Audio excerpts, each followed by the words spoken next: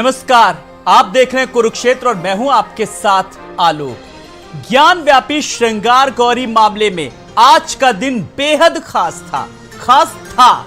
ये मैंने कहा क्योंकि आज इंतजार था कोर्ट के फैसले का कि जब हम कार्बन डेटिंग को लेकर के, कार्बन डेटिंग यानी कि साइंटिफिक परीक्षण यानी कि वैज्ञानिक दृष्टिकोण से अगर जांच की जाएगी, उसकी परमिशन मिलेगी, आगे जांच होगी, उसी आधार पर इसका इंतजार था, कोर्ट को अपना फैसला सुनाना था। लेकिन अब यह सुनवाई टल गई है। अब यह सुनवाई होगी 11 अक्टूबर को। लेकिन इस पूरी कवायद के बीच अगर बात करें तो अब 11 अक्टूबर की तारीख मुकर्रर की गई है। जब इंतजार है तो ज्ञान व्यापी मामले पर फैसले का आज सुबह से लोगों को इंतजार था, क्योंकि अगर हिंदू पक्ष की खास करके अगर बात करें तो काफी पहले से ही उत्साह था। उत्साह इस मामले में भी था क्योंकि लगातार जब इससे पहले जब कोर्ट का जब फैसला आया था, जब पूजा के अधिकार को लेकर के जब कोर्ट ने अपनी हामी दी थी अपनी उस तरीके से, लेकिन अब आज की फिलहाल सुनवाई टली है। हजारों साल का सच अब आएगा क्या सामने और ज्ञान व्यापी मामले पर फैसला टला।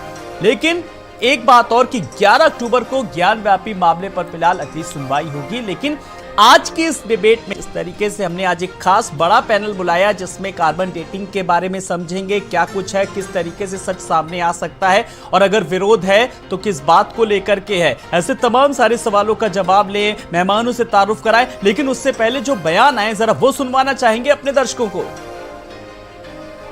आज निर्णय आना था, फैसला आना था, फैसला नहीं आया। माननीय न्यायालय ने कहा मैं थोड़ा संतुष्ट होना चाह रहा हूं कि वैज्ञानिक विधि से जांच संभव है कि नहीं और आपके पार्ट ऑफ ये जो है आपके दावे सूट का ये है कि नहीं। इन दोनों बातों, दोनों बिंदुओं पर हम लोगों ने क्रमवार बुरा विधिवत हम लोगों ने जो है अपने स्पष्टीकरण न्यायालय के समक्ष रख दिया है। कार्बन डेटिंग एक जनरली सी चीज़ है कि हर साइंस के जानने वाला बच्चा ये जानता है कार्बन डेटिंग उन्हीं चीज़ों की होती है जो कभी श्वसन क्रिया के जरिए सांस वगैरह लेते होंगे, जैसे जीव जंतु, पेड़ पौधे इत्यादि वगैरह वगैरह। और पत्थर वगैरह की कार्बन डेटिंग नहीं होती है, ये वो भी मानते हैं। अब कार्बन डेटिंग की दरखास्त देखो उन्होंने हुआ मना दिया।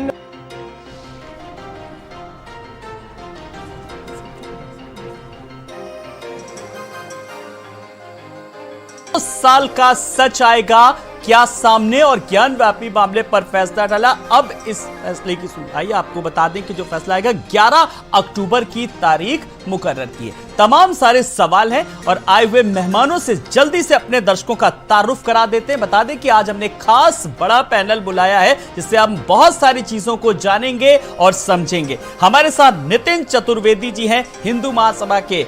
नितिन जी नमस्कार, बहुत बहुत स्वागत है आपका। हाजी हसन जी हैं, मुस्लिम स्कॉलर जी। हाजी हसन साहब नमस्कार, बहुत बहुत आपका भी स्वागत है। प्रदीप सिंह जी हैं, कांग्रेस के प्रवक्ता। प्रदीप जी नमस्कार, बहुत बहुत आपका स्वागत है। शबनम पांडे जी हैं, बीजेपी प्रवक्ता। शबनम जी नमस्कार, आपका भी बहुत बहुत स्वागत है। और एक खास मेहमान रवि भट्ट जो कि जाने माने देश के इतिहासकार है, आज हमने खास अपने कुरुक्षेत्र शो में इन्वाइट किया है। रवि भट्ट जी नमस्कार, बहुत बहुत स्वागत है आपका। मैं सवालों और जवाबों के सिलसिले को मैं सबसे पहले आगे बढ़ाऊं।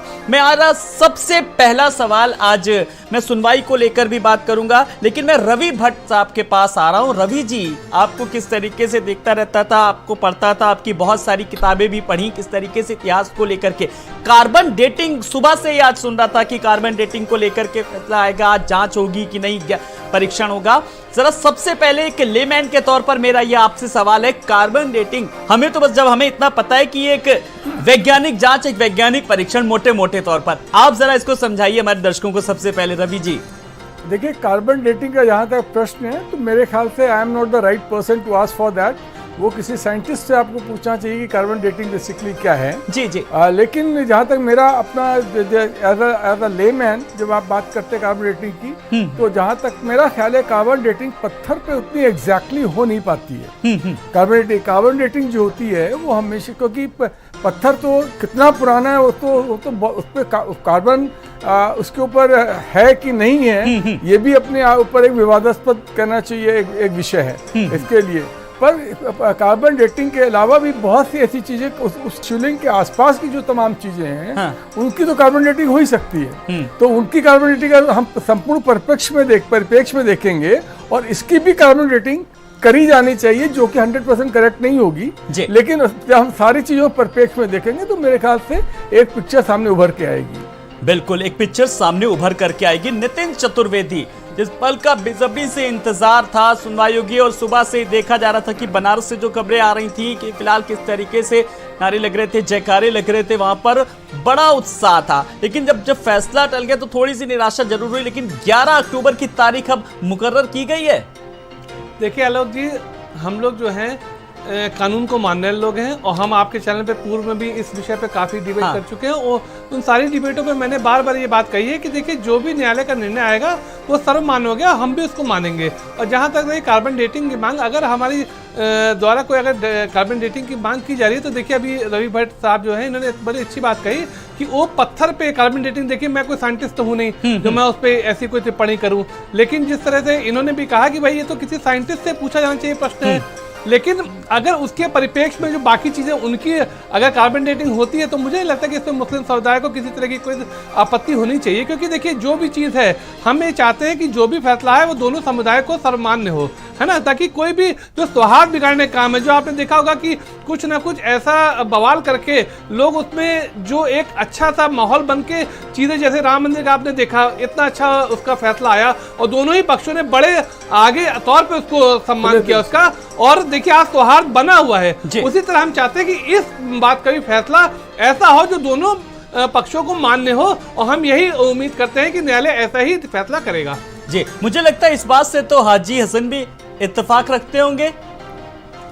जी बिल्कुल, हम तो मजबूर है, हमें तो इत्तेफाक रखना ही, क्योंकि हमारी आस्था संविधान में है और संविधान के जरिए दी हुई न्यायपालिका पे हमें पूरा विश्वास है, एतमाद है, भरोसा है और हमें यकीन है कि वो भरोसा क़यामत तक, जब तक हम हैं तब तक बाकी रहेगा। तो हमारा तो बिल्कुल 100% यकीन, क्या हम कहते हैं 1000% यकीन अदालतों पे है और रहेगा, उसको कोई डिगा नहीं सकता। जैसा कि आज देखा गया कि कोर्ट की हियरिंग के बाद जब हमारे एक पक्ष के वकील लोग बाहर निकले, उन्होंने मीडिया को मुखातिब करके एक बड़े चैनल को कहा कि आप भ्रम ना फैलाइए। देखिए भ्रम ना फैलाइए, भ्रम ना अब इसकी कई उसकी व्याख्या की जा सकती है, वो किस बात किस संदर्भ में कहना चाह रहे थे।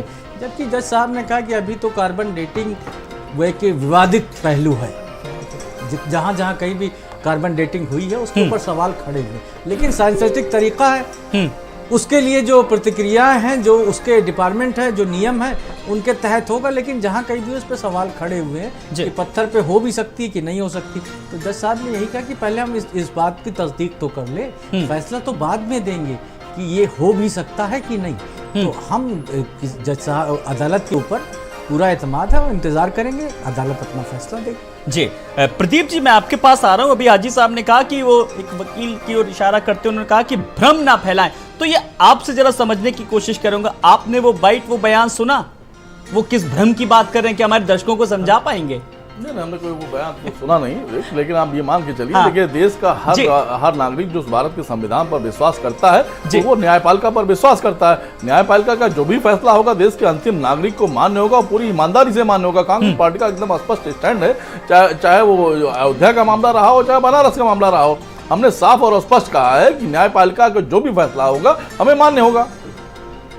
जी बिल्कुल। शबनम जी, इस पूरे मामले में देखिए कोर्ट कार्रवाई कर रही है, लेकिन घूम फिर के सवाल सरकार पर भी उठ रहे हैं। देखिए इस मामले में सरकार पर सवाल उठने का कोई मतलब ही नहीं है, क्योंकि इस यहाँ जो याचिका दायर किया गया आम नागरिक द्वारा दायर किया गया और आम नागरिक ने जो शिवलिंग वहां पाए गए हैं उस पर हिंदू पक्ष ने कहा ये शिवलिंग है और मुस्लिम पक्ष ने कहा कि ये फव्वारा है।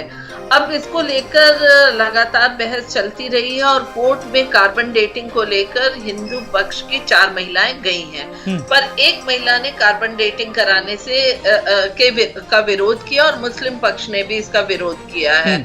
लेकिन कार्बन डेटिंग ज्यादातर ऐसी चीजों पे होते हैं जो सजीव होते हैं और बाद में वो भले ही निर्जीव हो जाए, मर जाए, मृत्यु हो जाए, चाहे वो पत्ता हो, वृक्ष हो या जानवर हो, इंसान हो, उनकी कार्बन डेटिंग होती है, या कहीं पे कार्बन का अवशेष उस समय का रहा हो उस पे होता है। पर हिंदू पक्ष ने ये भी कहा है कि आर्कियोलॉजिकल सर्वे ऑफ इंडिया के तहत बड़े वैज्ञानिकों से इसके आयु की देखा जाए। पर एक पक्ष जो कार्बन डेटिंग से इनकार कर रहा है, विरोध कर रहा है हिंदू पक्ष के, उन्होंने ये भी कहा है कि शिवलिंग के साथ कोई छेड़छाड़ ना की जाए और ये शिवलिंग है करके उन्होंने चर्चा किया। और कोर्ट ने 11 अक्टूबर के लिए फैसला अपना रोका हुआ है और 11 अक्टूबर को मुस्लिम पक्ष को भी वो सुनेंगे और उसके बाद कोई निर्णय देंगे। तो जो भी कोर्ट निर्णय देगा, सरकार हो या आम नागरिक हो देश का, वो कोर्ट के फैसले का सम्मान करता और कोर्ट के फैसले के अनुसार जो भी कोर्ट फैसला लेगा सरकार उसको मानेगी और उसके अनुसार धरातल पर कार्रवाई करेगी। जी, कोर्ट का फैसला मान्य होगा, इससे कोई भी गुरेज नहीं कर रहा है। रवि जी, आपके पास आ रहा हूं। लगातार जब इस मामले की शुरुआत में अगर हम जाएं तो पूरी की पूरी सारी की सारी जो लड़ाई थी, जो वो शिवलिंग वर्सेस फव्वारे को लेकर के आ गई। मैं जरा आपसे कुछ चीजों को समझने की कोशिश करूंगा कि लगातार लोग अपने अपने साक्ष्य दे रहे हैं, अपने अपने तर्क दे रहे हैं, इतिहास क्या कहता है? देखिए, इतिहास का जहाँ तक विषय है तो इसमें ये बिल्कुल ये क्लियर बात है कि वहाँ विश्वनाथ जी का मंदिर हुआ करता था। वो मंदिर परिसर काफ़ी बड़ा हुआ करता था। उसके बाद में 1191 के अंदर, जैसा कि आपको मालूम है, फर्स्ट वॉर ऑफ तराइन थी, जिसके अंदर की मोहम्मद गोरी जो था वो कहना हार गया था, 1192 में जीत गया था। उसके बाद में 1194 के अंदर कुतुबुद्दीन ऐबक जो उसका कमांडर था, जिसको यहाँ पर छोड़ गया था, स्लेव कमांडर से आप कह सकते हैं था, जैसे वो यहाँ छोड़ गया था और उसने 1194 के अंदर इस मंदिर को डिस्ट्रॉय किया था। ये सर्वविदित है। जिसके बाद में कि एक गुजराती मर्चेंट था, उसने इसको रिपेयर कराया था। उसके बाद इसमें शर्की रूलर्स जो थे उन्होंने इसको आपको 14th सेंचुरी के अंदर इसको डिस्ट्रॉय मंदिर को किया गया था।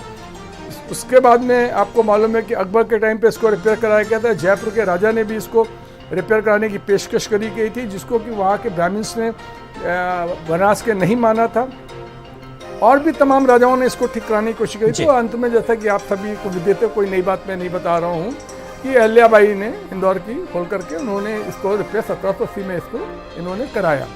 अब सवाल यहाँ पर इस बात का होता है कि ये इस मंदिर के बारे में जब आप बात करते हो, मस्जिद के बारे में दोनों बात करते हैं, तो उसकी प्राचीनता को लेकर बात करते हैं कि ये मस्जिद कैसे बनी और यहाँ पर क्या मंदिर हुआ करता था। बिल्कुल बिल्कुल। ये एक ऐसा विषय है, जितना नाजुक विषय है, जिसके अंदर की इतिहास के साथ साथ आस्था भी बहुत ज़्यादा जुड़ी है। और ये बहुत दुर्भाग्य का विषय है कि जब भी हम किसी ऐसे ऐतिहासिक तथ्यों का विश्लेषण करने बैठ जाते हैं तो वहाँ पर तर्क जो होता है, इतिहास जो होता है, that takes a back seat and emotions they start, that too specially the religious sentiments, they become flare up. और उनके जोश में आके आदमी, चाहे वो टीवी डिबेट हो चाहे रिटर्न हो, हर जगह पर आदमी एक पक्षधर बन जाता है। ये बहुत दुर्भाग्य की बात है। हमें पक्षधर कभी भी नहीं बनना चाहिए किसी चीज़ का, हमें सत्य का पक्षधर हमेशा रहना चाहिए। जब हम सत्य के पक्षधर होंगे तो ना हमें तकलीफ होगी ना दूसरे को तकलीफ होगी।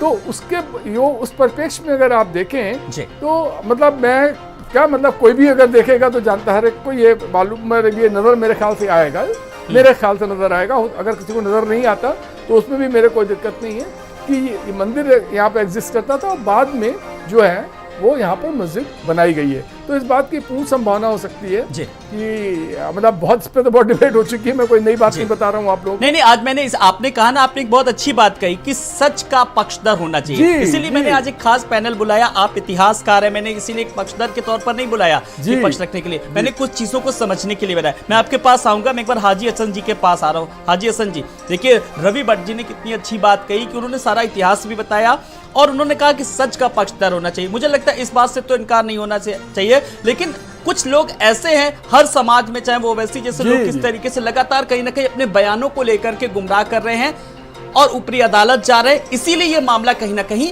तूल पकड़ता है। देखिए, रवि जी ने बड़े अच्छे ढंग से अपने इतिहास को प्रस्तुत किया। हाँ, मैं भी एक इतिहास को प्रस्तुत करता हूँ साक्ष्य के साथ। जी। हाँ, अल्लाह ताला के लौह महफूज पे महफूज जो किताब है उसका नाम है कुरान शरीफ।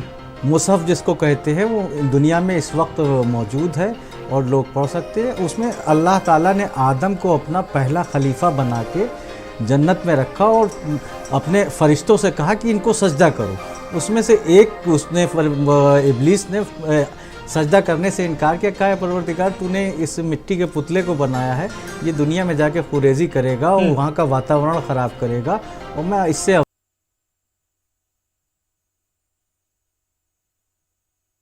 अफजल हूँ। तो अल्लाह ताला ने उससे कहा कि तुम क्या ज़्यादा जानते हो मुझसे, और उसकी सज़ा दी उसको कि उसको दुनिया में भेज दिया। और उसके बाद एक ज़माने के बाद आदम को जिस ज़मीन पे उतारा उसका नाम हिंदुस्तान था। ये बिल्कुल साक्ष्य मौजूद है और मैं साबित कर सकता हूँ किसी भी डिबेट में, किसी भी माध्यम पे, किसी भी उस पे, कि हज़रत आदम हिंदुस्तान की सरजमीन पे फर्स्ट उनके कदम जो पड़े हैं वो हिंदुस्तान की सरजमीन पे पड़े, तब अखंड भारत हुआ करता था। तो उस हिसाब से तो पूरा भारत तो मुसलमानों का हो गया। फिर उस समय तो कोई मंदिर नहीं था, कोई मस्जिद नहीं थी, कुछ था ही नहीं। तो अब इस तर्क का क्या करेंगे? देखिए बात ये है, मैं आपके तर्क को भी रख रहा हूं, आपके तर्क को रख रहा हूं आज के परिप्रेक्ष्य में, आज के परिप्रेक्ष्य में कि आज भाईचारा स्वतंत्र भारत में कि भाईचारा बना रहे, जो जिसकी जैसी आस्था है उसके जो धार्मिक चिन्ह है वो वहां पे मौजूद रहे। एक कलंक हमने धोया है, एक कलंक हमारे ऊपर लगा है। सारी दुनिया में हमारी कितनी बाबरी मस्जिद को डिस्ट्रॉय करके कितनी बड़ी बदनामी हुई, और कितना जिसको हम नहीं मिटा पा रहे हैं, और हम दूसरे की सर उसकी टीस, उसका दर्द यहाँ पर मत बयां कीजिए। जो भी वो कोर्ट के निर्णय को लेकर के हुआ है, कोर्ट के निर्णय से, कोर्ट का निर्णय नहीं लिया था, विधानसभा का कोर्ट का निर्णय सवाल मत उठाइए। आप कोर्ट के निर्णय पर आप साक्ष्य नहीं प्रस्तुत कर पाएंगे, आप गलत बात करें, आप कोर्ट को नहीं मानेंगे, आप संविधान को नहीं मानेंगे, आप किसको मानेंगे, आप किसको मानते हैं? जी, आप भारत समाचार ये गलत तक नहीं फैला सकते।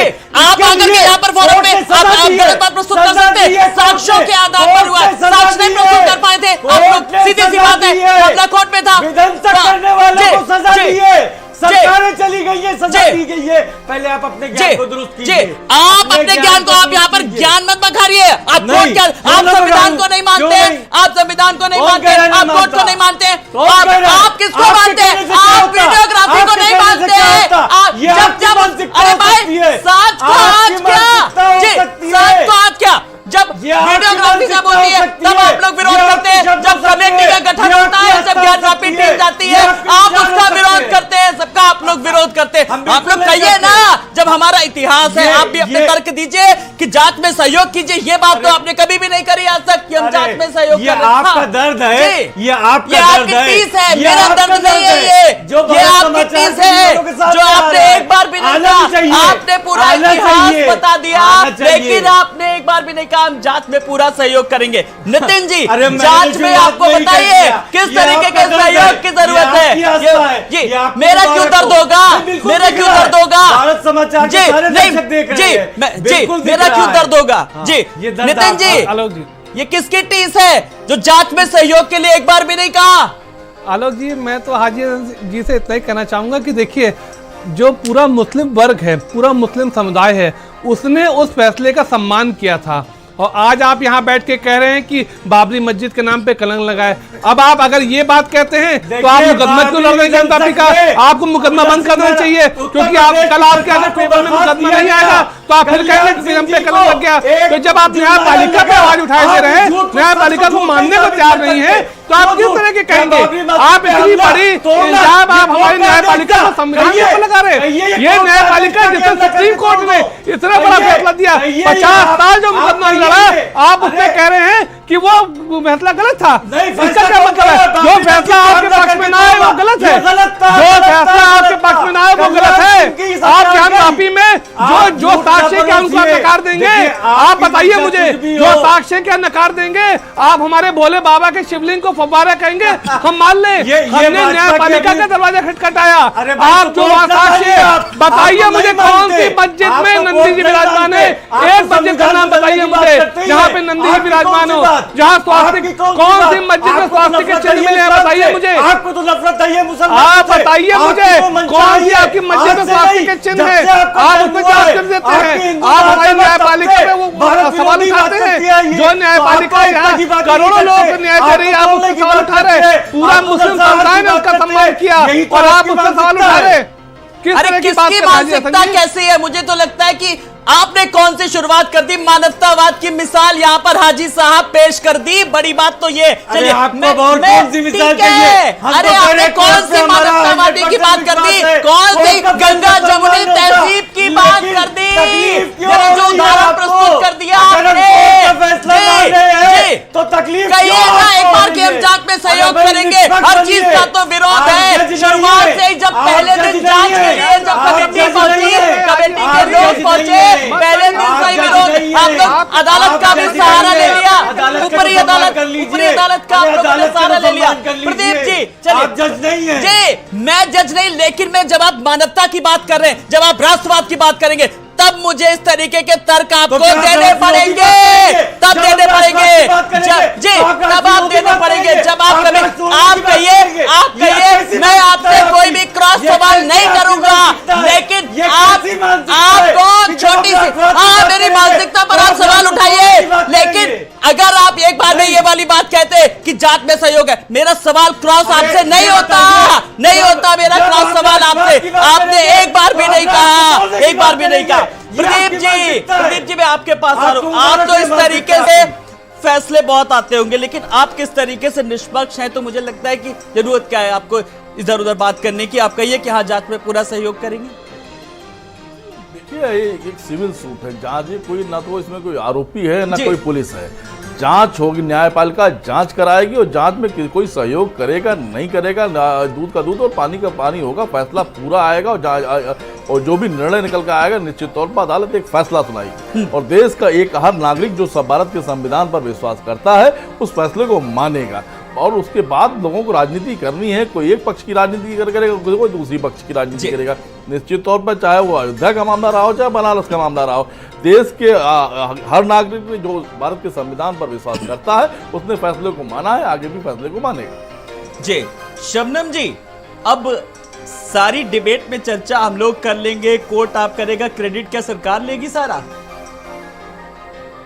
सबसे पहली बात जो हाजी हसन साहब ने कहा, एक कुरान का जो उन्होंने डिस्क्रिप्शन किया और कहा कि इस्लाम ही पूरे भारत में है, उन्हें बता दूं कि सबसे पुराना विश्व का जो धर्म है वो सनातन धर्म है।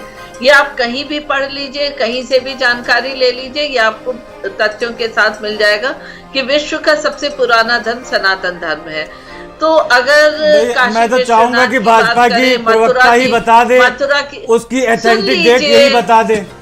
सुन लीजिए, शोर मत मचाइए। मैं शोर नहीं मचा रहे, चाहे वो काशी हो, मथुरा हो, मेरे भी ज्ञान में वृद्धि हो जाए। अगर वहाँ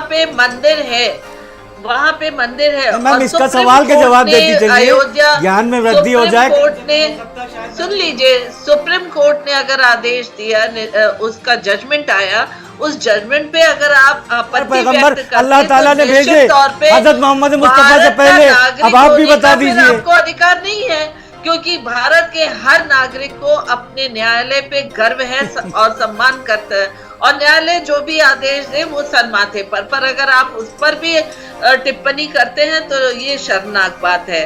और इस तरह की टिप्पणी करने के बजाय कोर्ट के आदेशों का इंतजार करिए, दूध का दूध पानी का पानी हो जाएगा। और निश्चित तौर पे worship act, place of worship act 1991 में सनातन धर्मियों के बहुत से अधिकारों को छीना, ये कह के कि 1947 के पहले जो स्थिति थी उसी स्थिति में रहेगा, ताकि जो भी हमारे आक्रांताओं ने मंदिरों को तोड़कर वहां मस्जिद बनाया, उन मंदिरों को जिस तरीके से तोड़कर बना, उस एक्ट को ले उस पर जब कभी भी आम जनता ने अधिकार मांगे तो उन अधिकारों को कैसे इन्होंने उनका हनन किया एक एक्ट लाके, ये साफ तौर पे देखने को मिल रहा है।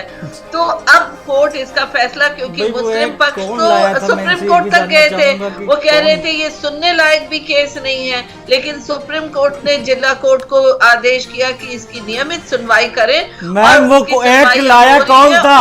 क्या कोई विदेशी सरकार एक्ट लाई थी या भारत सरकार लाई थी? और आज भारत सरकार में भाजपा या भारतीय जनता पार्टी है, आप उस एक्ट को खत्म कर दीजिए, बात ही खत्म हो जाएगी। कि वहाँ पे मंदिर था, काशी विश्वनाथ मंदिर, पर उसमें वैज्ञानिक दृष्टि से भी उसकी पुष्टि की जाएगी। सवाल आपसे करें, आप अपनी बात रखिए जल्दी से। हमारी सरकार नहीं, उस अगर वो कोई विदेशी सरकार तो एक लाई नहीं थी, भारत सरकार ही लाई थी। तो अगर भारत सरकार गलत एक लाई थी, आपका कहने का मकसद है, तो आज आपकी सरकार है, आज आपकी सरकार है, उस एक्ट को खत्म कर दीजिए। क्या दिक्कत है आपको? उस एक्ट का रोना क्यों हो रही है? उस एक्ट को खत्म कर दीजिए ना।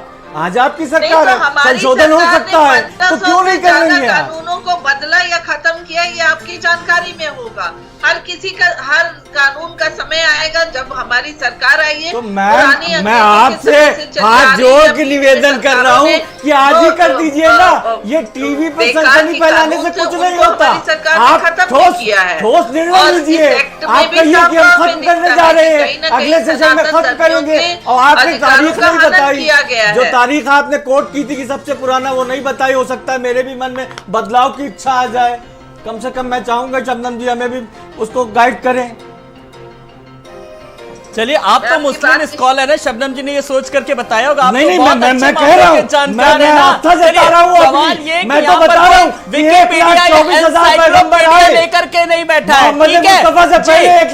जवाबों का सिलसिला नहीं। यहाँ पर ये क्या मानसिकता और किस तरीके का अब आगे क्या चाहता है, जो मानवतावाद का संदेशा भी जाए और दोनों भाईचारे की चीजें आए और उससे कोई समस्या का समाधान निकले। सीधी सी बात है, इसी मुद्दे को लेकर के चर्चा भी हो रही है और किसी को लड़ाना मिलाना या पक्ष विपक्ष आरोप प्रत्यारोप मेरा मुद्दा नहीं है। मैं रवि जी के पास आ रहा हूं। रवि जी, इस आरोप प्रत्यारोप के बीच, इन साक्ष्यों के बीच, चाहे वो आर्कियोलॉजिकल सर्वे ऑफ इंडिया की बात करें, जूलॉजिकल सर्वे ऑफ इंडिया की लगातार बात करें, अपने अपने तर्क दिए जा रहे हैं। तो लेकिन बड़ा सवाल घूम फिर के रवि जी ये आ रहा है कि आखिरकार हजारों साल पुराने इसका सच आएगा तो कैसे आएगा सामने?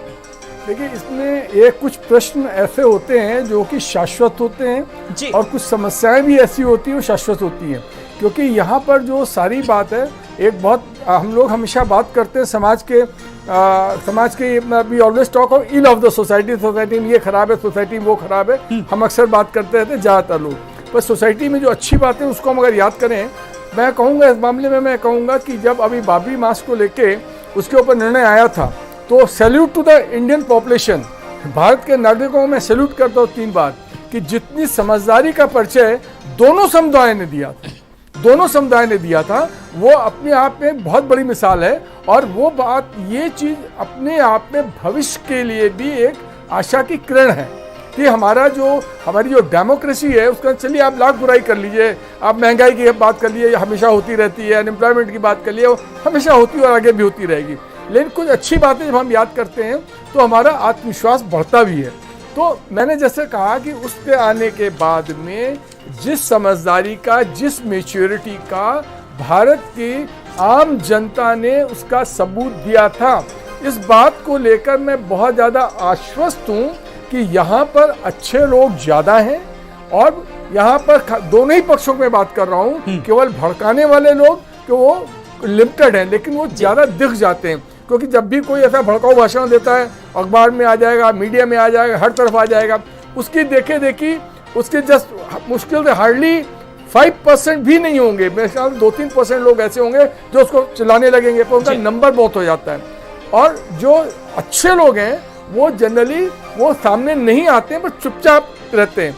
वो उनकी पॉपुलेशन बहुत ज़्यादा है।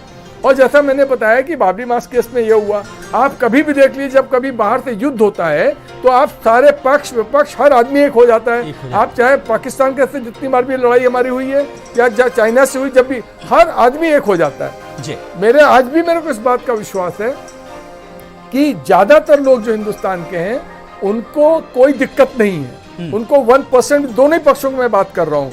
और मुझको ऐसा लगता है कि अगर थोड़ा सा समझदारी से, ये सस्ती पब्लिसिटी के लिए जो लोग केवल एक ऊट पटांग बयान देते रहते हैं, कुछ बोलते रहते हैं, और मेरे धर्म में लिखा, मेरे धर्म में लिखा, मेरे धर्म, दुनिया के जितने भी धर्म है कहीं भैया कहीं पर भी झूठ बोलना नहीं लिखा हुआ है। बिल्कुल, चाहे आप सच के बारे में झूठ बोल रहे हैं, मेरे धर्म में ऐसा लिखा है, मेरे धर्म में ऐसा लिखा है। प्रदीप जी, जब धर्म को लेकर के बात करते हैं, भले हम अपने अपने धर्म का बखान करते हैं, लेकिन जब इस तरीके के जब तर्क देते हैं तो धर्म ही कहीं ना कहीं खुद बदनाम होता है। जी प्रदीप जी, हम एक नितांत व्यक्तिगत आस्था का विषय है। हम किस आराध्य की आराधना करते हैं, ये हमारी अपनी स्वतंत्रता और हमारा अपना विषय है। जब हम धर्म को राजनीतिक परिप्रेक्ष्य से देखते हैं, निश्चित तौर पर दूरियां बढ़ती हैं। हम फिर ये कहते हैं कि भारत के हर नागरिक को अपनी न्यायपालिका पर भरोसा है।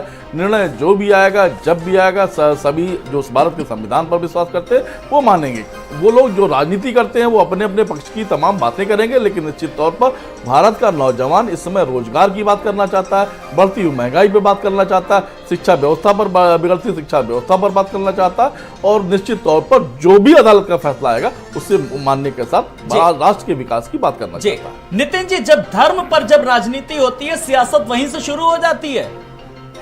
देखिए ऐसा है आलोक जी, देखिए अभी रवि जी ने बहुत अच्छी बात कही कि पहले तो मैं भी इनकी तरह देश की जनता को सलूट करता हूं जिसने इतने बड़े फैसले को सम्मान किया। दूसरी बात देखिए, कोई भी धर्म कभी ये नहीं सिखाता लोगों में लड़ना झगड़ना, अपने धर्म को सर्वोच्च मानना या दूसरों के ऊपर हत्या करना, दूसरों को किसी तरह का आघात पहुंचाना। कोई धर्म ये नहीं सिखाता। ये कुछ धर्म के कुछ पैरोकार होते हैं जो ये धर्म की अपनी व्याख्या उनकी होती है और वो धर्म की व्याख्या अपने तरीके से लोगों को सुनाते हैं। भगवान कभी ये नहीं कहता कि आप आपस में लड़िए। भगवान ने तो आदम बनाया था, एक आदमी बना के भेजा था, आपने उसको धर्मों में बांट दिया। आज हम क्या है, अपने अपने धर्म की बात करते हैं। आप देखिए मुस्लिमों में भी बहुत सारे धर्म होते हैं, हमारे में भी देखिए हिंदू में भी हम कितने भागों में बटे हुए हैं। तो आप देखिए, हमको सबसे पहले इंसान होना पड़ेगा, फिर हम धर्म की परिप्रेक्ष्य बात करेंगे। और दूसरी बात देखिए, न्यायपालिका जो है वो किसी धर्म विशेष के लिए कार्य नहीं करती, वो एविडेंस पे काम करती है। देखिए अभी प्रदीप सिंह जी हमारे साथ बैठे, ये भी एक अधिवक्ता हैं, इनको अच्छी तरह से बात पता है कि जो कोर्ट होती है वो किसी धर्म विशेष के लिए कार्य नहीं करती, वो एविडेंस पे कार्य करती है। और हमारा जो न्यायालय संविधान है उसमें भी उन्होंने न्यायपालिका को सबसे ऊपर माना है। और इस तरह की जिस तरह की लोग बातें करते हैं, कुछ ऐसे नेता होते हैं जो नहीं चाहते कि देश में ऐसा माहौल बने, क्योंकि उनकी राजनीतिक रोटी कैसे सेकी जाएगी, इसलिए वो कुछ ना कुछ ऐसा कैसे बचा जा सकता है उनसे, उन्हें देखिए ये तो आपस के स्वभाव की बात है कि आपस के आपको आलोक जी पता है, जब ज्ञान वापी का पहला बार जब मुद्दा उठा था, इंसान का इंसान से हो भाईचारा, यही पैगाम हमारा। और शायद मुझे लगता है आप भी इससे गुरेज नहीं करेंगे, लेकिन महज कुछ लोग हैं जो इस तरीके से कहीं ना कहीं आलोक जी मैं आपको बताऊं, ज्ञान वापी का जब पहली बार ये मुद्दा उठा था, आप तो मुस्लिम स्कॉलर, इसीलिए हाजी हसन जी मेरा खास आपसे सवाल। देखिए अगर आपने क्योंकि कहा कि आप मुस्लिम स्कॉलर हैं इसलिए सवाल, तो मैं कुरान की एक आयत से बात शुरू करूंगा और तर्जुमा करूंगा कि लकुम दीनकुम वलिय दीन। कुरान ने अलल ऐलान कहा है कि आपको आपका दीन, आपकी पूजा पद्धति मुबारक हो, आप किसी को थ्रेड ना करें, ना कोई आपके ऊपर करे। अमन मुल्क में अमन और भाईचारा कायम रहे, इसके लिए वतन से मोहब्बत को आधा ईमान करार दिया गया है जी। कि इसलिए तो सवाल ये कि जो लोग आज चंद्र लोग, जैसे कि आज के परिप्रेक्ष्य में मुसलमानों को बदनाम करने के लिए अलकायदा जैसी संस्था, सारी दुनिया जानती है कि जिसको अमेरिका ने खड़ा किया, लेकिन बदनाम होता है उसके पीछे मुसलमान। उनकी ट्रेनिंग हुई, उनका वो सब जानते हैं, लेकिन कुछ कट्टरपंथी, कुछ धर्मांध, कुछ, मैं ये नहीं कह रहा हूं कि वो किस धर्म से, किस संस्था से, किस पंथ से, किस मजहब से हो, कुछ ऐसे लोग जो कैप्चर करके उसको एक नैरेटिव चलाते हैं, एक तरह का थ्रेड चलाते हैं, और उससे ना फायदा हिंदू का होता है, ना मुसलमान का नुकसान होता है, ना हिंदू का नुकसान होता है, मुसलमान का फायदा होता है। उससे होता है नुकसान इंसानियत का, और फायदा होता है उन जानवरों को जो भेड़िए के रूप में एक लबादा ओढ़ के आते हैं और माहौल को खराब करके गायब हो जाते हैं जंगलों में। तो ऐसे भेड़ियों से ऐसे आप लोग अपने समाज में क्यों नहीं जागरूकता फैलाते हैं, क्यों नहीं समाज को समझाते हैं कि जिस तरीके से अगर बयानबाजी, हमारा समाज तो भारतीय समाज है, मैं अपने समाज को भारतीय समाज मानता हूँ, हिंदुस्तानी समाज मानता हूँ। अब इस समाज को समझाने के लिए तो मैं यहाँ पे आता हूँ, आपके चैनल के माध्यम से लोगों को जो बता रहा हूँ, और क्या मंशा है, क्लियर बिल्कुल कह रहा हूँ, खुल के कह रहा हूँ कि कुछ धर्मांध लोग जो धर्म के उसमें अपनी दुकानें चलाते हैं, जिनका बैंक बैलेंस अगर चेक किया जाए तो अरबों रुपए उनके पास कहाँ से आ जाते हैं। ये धर्म की दुकान चलाने वालों के ऊपर, इनके ऊपर खुल के नाम लीजिए ना, कौन है वो जो धर्म के दुकानदार? भाई सरकार की जिम्मेदारी है, हमारी भारतीय जनता पार्टी की प्रवक्ता बैठी है, इनके पास एजेंसी एजेंसियां हैं, इनके पास सरकार है, केंद्र में भी सरकार है, प्रदेश में भी सरकार है, ये जांच करे। पीएफआई पे कार्रवाई हुई, हमने सबसे पहले आके स्वागत किया कि बहुत अच्छा काम किया गया। आज तक जितने भी बवाल होते थे पीएफआई के कंधे पे डाल के मुसलमानों पे थोप दिए जाते थे, हम तो खुश है कि उस पे आजीवन बैन लगे। तो बिल्कुल ऐसी तमाम दुकानें और जो भी शबनम जी, अभी तो 5 साल के लिए केंद्र सरकार ने बैन आजीवन लगाया, क्यों 5 साल के लिए लगाया? हो रही, देखिए कच्ची शुरुआत हो गई। जो हमारी डिबेट है ये कहीं और इन जैसी जो और दुकानें चल रही है बर्फ पिघलने लगी है अब। जी शबनम जी, देखिए सबसे पहली बात कि आज अभी हाजी हसन साहब ये कहते हैं कि अलकायदा किसने शुरू किया और कैसे मुसलमानों को, तो देखिए जो धर्म के ठेकेदार बन रहे हैं उन्हें कहीं ना कहीं आतंकवादियों के खिलाफ खुलकर सामने आना चाहिए ताकि उस समुदाय के युवा आतंकवादी संगठन में ना जाए। अगर आप इस बात का पूरा ठेकरा किसी राजनीतिक पार्टी पे डालते हैं तो कहीं ना कहीं आप समर्थन दे रहे हैं। तो आतंकवादी गतिविधियों राजनीतिक पार्टी पे नहीं, भारत सरकार का ही आंतरिक सुरक्षा भारत सरकार की जिम्मेदारी होती है। क्यों होगा? कोई बच्चे उस समुदाय के बरगलाए ही क्यों जाएंगे और आतंकवादी संगठन से जुड़ेंगे ही क्यों?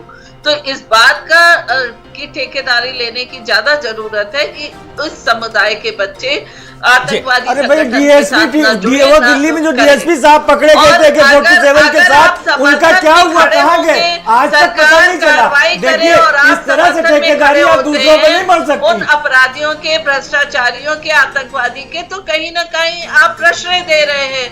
तो सरकार लगातार इस बात को कहती है कि अगर मुस्लिम बच्चे हैं तो उनके एक हाथ में कुरान और दूसरे हाथ में कंप्यूटर रहे, या अन्य समुदाय के बच्चे हैं वो शिक्षा ग्रहण करें और अपने अपने रोजगार में लगे। तो इन बातों को हम सभी जानते हैं, लेकिन उस पर भी अगर हाजी साहब एक सम्मानित व्यक्ति होते हुए कहते हैं कि सुप्रीम अगर आपको पर्सनली हो करना है तो ठीक है, एक वो बता दिए संस्थान जो हमारे प्रधानमंत्री जी का खात था, एक हाथ में कुरान एक हाथ में लैपटॉप, एक संस्थान बता दिए आप, कोई एक आइडिया संस्थान बता दिए। अगर आपको पता हो, मैं भारत समाचार की तरफ से जानना चाहता हूँ, तमाम भारतीय उत्तर प्रदेश के दर्शकों की तरफ से, भारत समाचार के दर्शकों की तरफ से, कि शबनम जी कोई एक संस्थान बता दे जहां इनकी आइडियोलॉजी जो थी कि एक हाथ में कुरान एक हाथ में लैपटॉप लिए हुए वो बच्चा साकार कर रहा हो। खाली दावे, सिर्फ दावे, किस तरह से मुसलमानों पे आरोप लगाना हो, बस ये है। एक तरफ हमारे प्रधानमंत्री, हमारे गृह मंत्री अजान का सम्मान कर रहे हैं, एक तरफ दूसरा प्रोपेगेंडा, दूसरी तरफ इनके दिल में जो दर्द है वो निकल के टेलीविजन पे बाहर आ जाता है। बड़े अफसोस की बात है, ये अपनी सरकार के साथ ये नहीं है, दिल में दर्द आज सबकी टीस निकल करके आ रही है। चलिए सरकार के साथ मुद्दा आज अलकायदा को है, दंडित करती है। जी अगर उस पर ठीक है शबनम जी, मैं आपके पास आ रहा हूँ, मैं रवि जी के पास आ रहा हूँ, जरा अपने मुद्दे पर फोकस करता हूँ। रवि जी, कुल मिलाकर के देखिए आप जैसे एक्सपर्ट आए और डिबेट हमारी कहां पर जा रही है, लेकिन बड़ा सवाल ये है जब हम ज्ञान व्यापी श्रृंगार गौरी को लेकर के जब हम बात कर रहे हैं तो बड़ी बात ये कि इस मामले में शुरुआत से ही कहीं ना कहीं एक पक्ष का विरोध शुरू हो गया था जो ऊपरी अदालत का रुख पकड़ लिया था, और उसके बाद इस मामले ने कहीं ना कहीं तूल पकड़ा। हाँ देखिए, विवाद का जहाँ तक प्रश्न है तो विवाद तो आपको मालूम है कि 1194 से शुरू हो गया था, और उसके बाद से ही उस समय ही यहाँ से ये विवाद ने धीरे धीरे करके, देखिए एक बड़ी दुर्भाग्य की बात है ये जो इसमें, जैसा कि हम सब लोग जानते हैं कि पहले ये जो मिडवल पीरियड था, तो मिडवल पीरियड के अंदर तो विशेष तौर से बना, तो आदिकाल से खैर ऐसा हमेशा होता रहा है, जो ब्रूटल फोर्स होती है। अनफॉर्चुनेटली जब कभी हम आइडियल सोसाइटी की बात करते हैं तो वो आइडियल सोसाइटी आदिकाल से लेकर आज तक, वो जब तक डेमोक्रेसी आने के पहले तक है, वो हमेशा रहती थी ऑटोक्रेसी रहती थी, वो रहती थी फ्यूडल सिस्टम रहा करता था। और जो फ्यूडल सिस्टम सोसाइटी में ऑल ओवर द वर्ल्ड की बात है, किंग्स एंड क्वींस ही हमेशा कहना चाहिए रूल करा करते थे, चाहे कहीं पर भी हो। और किंग्स एंड क्वींस जो आते थे वो किसी वोट देने से नहीं आते थे, वो कोई जनसाधारण की पसंद से नहीं आते थे, वो केवल इसलिए आते थे क्योंकि उनके अंदर ताकत थी, तो एक दूसरे को दबा देना, और उसके बाद वो वहाँ पर आया करते थे। तो उस समय उस सिस्टम के अंदर एक बहुत कॉमन फीचर हुआ करता था कि, और आज भी काफ़ी किसी हद तक रहा, जिसको अंग्रेजों ने फॉलो करा है, कि अगर आप किसी समाज को के ऊपर शासन करना चाहते हैं तो हमेशा जो शासन करने वाले लोग होते हैं वो तो बहुत कम होते हैं, राजा या उनकी फौज तो बहुत कम ही होगी, पर आम जनता बहुत ज़्यादा होगी। तो आम जनता को कंट्रोल करने के लिए सबसे बड़ी बात ये होती है उसके दिमाग में ये बात डालना कि तुम हमसे कमज़ोर हो और लड़ने की हिम्मत भी मत करो। जैसे जो हाथी पाला जाता है ना, तो हाथी के दिमाग में बात होती है कि वो आदमी से कमज़ोर है, इसीलिए आदमी की वो हाथी बात मानता है। तो इसी ढंग से हमारे किसी भी देश के कल्चर को अगर आप डिस्ट्रॉय करेंगे जी, जब उसका, तो वहाँ का जो आम आदमी है उसको अपने संस्कार, अपने कल्चर पे जब शक हो जाना शुरू हो जाता है तो वो बहुत ज्यादा डिमोरलाइज हो जाता है। बिल्कुल, ये सबको कहीं ना कहीं समझना चाहिए। एक फाइनल कमेंट में कुल मिलाकर के प्रदीप जी, सारी चीजें इंसानियत भी बनी रहे, मानवता भी बनी रहे, भाईचारे के साथ इस समस्या का समाधान निकल आए। क्या ये अभी इन हालातों में, इन परिस्थितियों को देखते हुए अभी संभव है, क्योंकि मामला कोर्ट में है? निश्चित तौर पर हम भी कहते हैं आज भी भारत का नागरिक भारत के संविधान पर विश्वास करता है, और हर वो व्यक्ति भारत के संविधान पर विश्वास करता है, वो भारत की न्यायपालिका पर विश्वास करता है, और जो भारत की न्यायपालिका पर विश्वास करता है वो जो न्यायपालिका के आदेश का या उसके निर्णय का स्वागत करेगा। हमें लगता है फैसला कोई भी आएगा, पूरे तन से मन से देश का हर नागरिक उस फैसले का स्वागत करेगा। नितिन जी, एक फाइनल कमेंट आपसे भी चाहेंगे। कुल मिलाकर के जो हालात हैं, परिस्थितियां, विरोध और प्रतिरोध के बीच किस तरीके से तर्क भी दिए जा रहे हैं, उन तर्कों को मान करके फिलहाल जो फैसला आएगा वो मान्य होगा? जी निश्चित तौर पर आलोक जी, हम लोग तो बार बार आपसे कहते हैं कि हम लोग न्यायपालिका में विश्वास करने वाले लोग हैं, और जो भी फैसला आएगा वो हमें मान्य होगा। पहले भी जिस तरह के जो फैसले आए उनको भी हमने माना है, और आगे भी जो भी न्यायपालिका हमारे फैसला देगी हम उससे तहे दिल से मानेंगे। एक बार हाजी साहब मुस्कुरा के आपसे भी चाहेंगे हम एक फाइनल कमेंट। मेरा कोई सवाल नहीं है भाई, मैंने तो शुरुआत में ही कह दिया कि हमें अपनी अदालत पे भरोसा है, अपने देश के संविधान पे भरोसा है, और संविधान ने जो अधिकार हमें दिया उस पे भरोसा है, और उस अधिकार के तहत अदालत जो भी फैसला देगी हमें वो सर माथे पर कबूल। जी शबनम जी, देखिए अब दोनों पक्षों ने कह दिया कि अदालत का जो भी फैसला होगा वो मान्य होगा, मानेंगे। हाजी साहब ने भी कहा, नितिन जी ने भी कहा, लेकिन एक पक्ष को जो ये है कि सबको साथ लेकर के कहती तो सरकार, लेकिन चलती नहीं है। कैसे अब आश्वस्त कराएंगे? जरा मैं चाहूंगा इस पर आपकी टिप्पणी, ताकि हाजी साहब के आज जो है जरा चेहरे की मुस्कुराहट आ जाए चेहरे पे। टिप्पणी करने से पहले बस एक उदाहरण देती हूँ कि अयोध्या का जब निर्णय आया तो सरकार ने किस तरीके से दोनों पक्षों के बीच सामंजस्य बनाए रखा, और उस निर्णय को धरातल पर उतरने के बाद एक छिटपुट सी भी घटना नहीं घटी। ये सरकार का दोनों पक्षों के बीच जो विश्वास है, दोनों पक्षों में जो सामंजस्य, अब तक कोई भी त्योहारों में दंगा फसाद नहीं हुआ, जो कि लगातार हुआ करता था भारत में या उत्तर प्रदेश में। लेकिन हमारी सरकार आने के बाद हर त्योहार शांतिपूर्ण तरीके से हुआ, हर चुनाव शांतिपूर्ण तरीके से हुआ।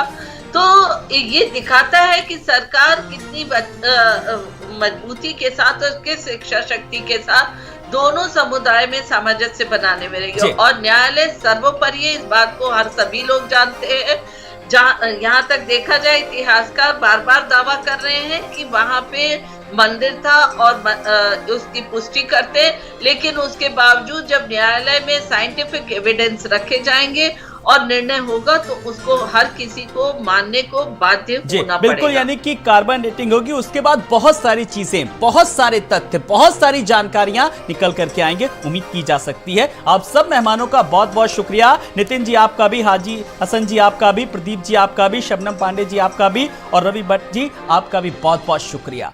तो 11 अक्टूबर का दिन अब बेहद खास होगा जब इस मामले की फिलहाल सुनवाई होगी। तो 11 अक्टूबर का बेसब्री से ज्ञानव्यापी मामले को लेकर के लोगों का इंतजार है। नमस्कार।